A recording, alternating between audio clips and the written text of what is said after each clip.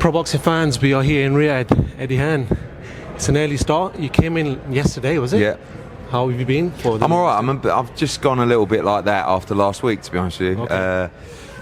I think sometimes, like with the highs of a week and a night like Ben Eubank, just a little drop off, but we'll be fine. A little kip today, and ready for another massive night tomorrow. It's a hell of a show in Riyadh. You know, one of the best we've seen, and looking forward to this. And then obviously on to Birmingham for Ben Whittaker next week. How do you do it, man? A lot of people ask, how does Eddie Hearn do it? Yeah, I think it's not easy. I think sometimes people are like, yeah, well, you know, you're in business class and stuff like that. It ain't. I mean, I'm 46 now, and I work so hard, not just in my job, but in trying to stay fit and healthy. And I've invested a lot of time and money in that. And I think if I hadn't have done that, I'd either would have had a heart attack by now, or I'd really be struggling, because I was 3 or 4 years ago. I wasn't say unhealthy, but like I look back and kind of look at myself back then and think, well, you were a bit of a big old lump, and you know, I'd be finishing a show. I was training, but wasn't really training that much. Wasn't thinking about what I ate. I'd go out after the show, we'd go to a club or a bar till 4 or 5 in the morning, and then I wasn't sleeping, you know. So yeah, it's I'm very, very lucky to do what I do. We all are, you know. I mean, we're getting, like, I think sometimes we have to just, I've been trying lately just to sort of just look around a little bit more, because a lot of the time we're all like this, aren't we? You know, and you travel to all these places around the world without actually just breathing and looking with your eyes about where we are. And I'm starting to try and take more photos. You know, like sometimes I'll be sitting on a plane and I'll just scroll through my gallery and I'll go, Jesus, I was in Mexico last week, or you know, I was in Australia, or I was in Riyadh, or I was in New York, or I was in LA. So we can't, you know, I'm very, very lucky to be doing what I do and what I love. But there are some weeks where it's like, He does get yeah. But actually, I saw Frank Smith the other week. He looked big, man. Frank's been training. We're all training. We're all trying. He's we've both been in boxing the same time. I mean, not in terms of our lives, but in the business. But Frank is also 32, something like that. So 33. Yeah. So I said to him, I want to see you in 13 years. Do you know what I mean? The problem is with Frank loves his food, so do I. Yeah. But Frank loves his wine. Okay. He's a bit of a wine connoisseur. Okay. So sometimes we'll be travelling, like New York particularly, and I'm like, Frank, this week, let's just get on it, get on the diet, get on the gym. He's always training, but then he's like, let's go. He loves his restaurants. Let's go here tonight. I'm like, all right, but steak and just some vegetables and you know, and then next thing it's like macaroni cheese, you know, fried calamari, mashed potatoes with cream. You know, and I end up eating it all, and then a bottle of red, and then, you know, it's game over. What can you do? But look, let's talk about one of the best fighters in the world that you've got, and just one of the best fighters in the world in general, Bam Bam Rodriguez. Primo Martinez, man, what a character he is, Yeah. first of all. He came on the stage, he's done a few poses, you know, he's very entertaining, but Bam Bam Rodriguez, talk to me about this fight. Yeah, I mean, this is number 1 v number 2 in the division, really, but there's sometimes you represent a fighter like Bam, and also like Boots and like Shakur, where I go into fights and I don't really, obviously I know it's not going to be easy, but I'm so confident that he's going to win, not because of the ability of Puma, but just because of how good Jesse is. He's 25 years old, he's already in the top 5 pound for pound in the world, and he's just like watching a genius at work. You're going to love people who are watching this who haven't seen him before. I doubt there's very few. I doubt there's many, who haven't seen him.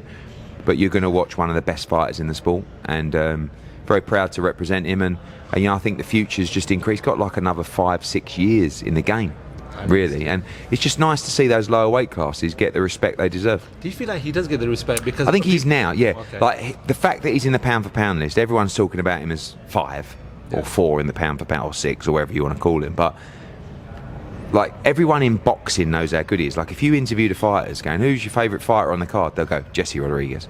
You know, Yeah. But just obviously from a casual fan's perspective, those casual fans tend to like the bigger weight classes, but I think he's really getting the recognition he deserves now. The Haney and the Normans, they don't like each other, man. No, good fight. Like I think Bill's Bill. You know, I mean, 99% of it's just rubbish, and he's just trying to create a bit of a scene, which is great for the build-up. But it's a good fight. I think that, you know, when you look at the breakdown of fighters' careers, and this is the same for actually Abdullah Mason and Sam Noakes, and the same for Brian Norman. I mean, Brian Norman's faced a little bit better opposition, but they've not really fought any world-class opponents yet. They're all really talented, but it's how good they really are. And you know how good Devin is, you know. I mean, the only thing with Devin is how much that Ryan Garcia fight affected him. Yep. You saw in the Ramirez fight, it affected him a lot. Hopefully now he's back on track. I do think Devin's a favourite in the fight. I think he wins the fight. But Norman might be better than, you know, we know. He's definitely a decent fighter. And that's a good fight. Actually, there's a lot of father and sons, and it goes back to you guys, the Hearns, as well. I asked Brian Norman Sr. this, and I asked him a question. I go, when did you realise that your son wasn't just a professional fighter, but he was world level, he was world class? At what point did you realise, or did your dad realise, that Eddie Hearn wasn't just this little boy from Essex and just going to be this little promoter, but was going to take on the world? Yeah, probably the Froch Groves rematch. Okay. Yeah, I think... I mean, luckily for me, my dad's always been there, you know, to lean on. But when I started in boxing, he was out. He didn't really want to be involved in it anymore.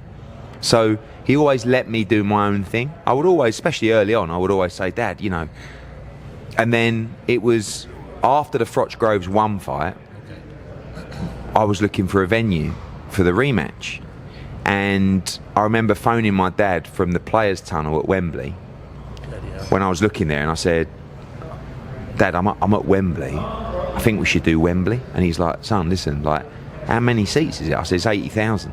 He went, are you mad? Like, boxing don't do 80,000. I said, yeah, but I just feel like there's so much hype around this rematch. You know, I'm online. You know, and I was like the first guy to really embrace Twitter and all that kind of stuff. And he's like, yeah, don't worry about Twitter. Like, and he said to me, he said, I remember when I did Eubank Watson 1, we did it in the Olympia, and then Eubank won, but it was quite a controversial points win. And same kind of thing, there was like massive controversy around a rematch, and I went to Spurs. And it didn't flop, but they only sold about 20,000 or something like that.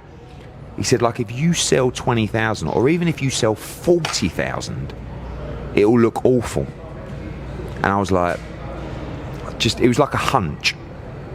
And I said, no, we're going to do it here. And we sold out in an hour. And after that, he was like, mate, you don't even need to ask me anymore. Off you go. And that was it, really. So, yeah, it must be a nice feeling. I mean, you know, that moment where you kind of realise my son or my daughter, no, they're all right. And that's the same for me. I haven't got a son, I've got 2 daughters. But hopefully they'll get into a position in life as well where you sort of go, wow, you're the goods. You're really good. You're sharp.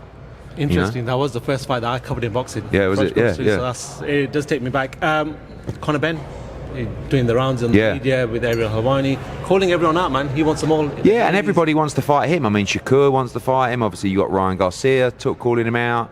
That fight, we're really interested in, the Garcia Barrios winner. You know, but then you look at the other champions. You got Haney Norman this weekend. You got Lewis Crocker. You got Rolly Romero. Could we go and win a belt or fight for a belt? And then fight the winner of Barrios Garcia in a big unification. So Conor Benn's got the world at his feet at the moment. He's a huge star in the sport, and he'll be here tomorrow. Eddie, you're very good with social media and looking at what's going on and the talk of the town. And there seems to be a bit of a negativity towards Conor, and not even his performance, but just saying, listen, Conor's not going to be what Eddie Hearn says. He's not going to win a title at 147. Dave Allen, for example, I'm sure you've seen that clip on TalkSport. What do you make of all of that? Well, everyone's entitled to their opinion. I mean, the reality is we beat a world-class middleweight, right? And people go, oh yeah, but Eubank wasn't. Like, where's the credibility? Where's the respect for Conor's performance? What he did was he boxed much better than the first fight, and in the first fight he lost a close fight. This time he just won every round and battered him. Oh yeah, but Eubank weren't the same. Eubank made the weight. He looked much better this time around on the scales than he did last time. But what Conor did to him in the first fight also massively affected him in the second fight, right? So I don't think that Conor Benn has beaten an elite fighter yet. But we're going to fight one, and you're going to find out. But you have to give him the respect of the performance. And Conor Benn is a world-class fighter, no doubt. But just like, you know, Sam Noakes or Abdullah Mason or Brian Norman. They haven't fought anyone. Like, I mean, at least Conor Benn's beaten a top 15 guy. Conor Benn's now ranked 4 in the Ring magazine in the middleweight division. He's a welterweight. So he deserves a huge amount of credit. Now let's go back to 147 and let's see how good he is. And let's see if he can win a world title. And for me, the answer is yes. Fair enough. I do want to talk about Anthony Joshua, who's doing a press conference Today, yeah. Just talk to me. You're normally there by his side. Yeah.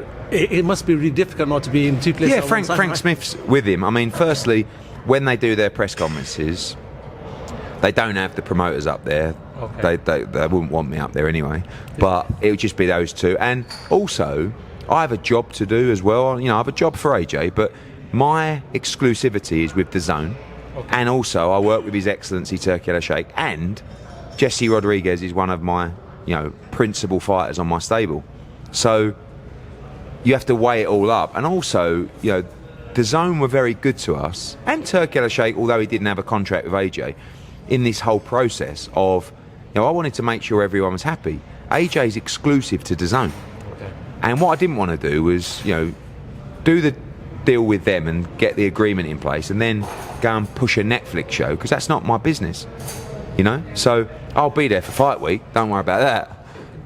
Do they like you though? Who? MVP. I know you've had problems in the past. I don't think they like me. I mean, I think we had our legal problems in the past, but that's been resolved. I get on well with Nikisa. I don't mind the guy. I think they've done a great job. I think they're very smart. They run a good business there. I respect Jake Paul as a operator and a businessman and a content creator, and I respect him as a fighter, even more so for the madness of jumping in with Anthony Joshua. So yeah, I don't mind those guys at all, and I'm looking forward to what will be a massive event. Tyson Fury says Jake Paul knocks your man There you out. go. That's it. Any talks with Tyson? Obviously, that's September. Yeah, that's down to His Excellency. I mean, look, our plan, this isn't about us going into this other world. This is about us getting a run out before Christmas, making a career high payday, and then going back to what we know, which is the big fights in the heavyweight division, and try and become a 3-time world heavyweight champion. His Excellency wants to make AJ against Tyson Fury. We've agreed that with His Excellency. It's over to Tyson Fury and His Excellency to do the same. And if so, you'll see that fight in 2026. How easy is it to make fights with Frank Warren still? Is this? We're not making fights with Frank Warren. His Excellency is making the side on either side, and that gives it a better chance to get him made. Okay. Now we get on fine with Frank, and we can do those deals. But still trying to do a deal with Frank Warren and Tyson Fury, it's much more difficult than His Excellency just doing that deal and then that deal. So we'll leave it to him. Do you think he's going to come back? Yes. You feel like it? Yes. Interesting. Okay, last one. Eubank Jr. Just going back to Eubank Jr. Do you feel like Carl Froch says he should call it a day? Do you feel like? Yeah, I said in the build-up to that fight, I think this will be his last fight, and I do think that will be his last fight. He's 36. That first fight took so much out of him, and Conor was right. I took your soul that night, and Eubank's a very tough man, but he lost a piece of him, a boxing piece of his soul that night. And he'll never be the same after that fight. So yeah, I think, listen, he's his own man. He's got kids on the way. Good luck to him in whatever he does. But I think that'll be his lot. Let's find one, just to rack your brain. And you said this about Conor Benn. You said you didn't think he'd get to this level when he was fighting at the start.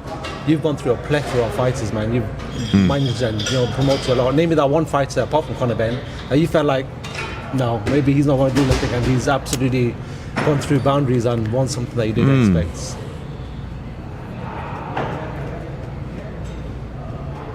You've probably got so many fights right now. That's it. Yeah, I mean, it's difficult to say because he always looked good, but it's sometimes like people like, I mean, Jesse Rodriguez, like he debuted for us. He looked really good, but I didn't know necessarily he'd go on to be a top 5 pound for pound star.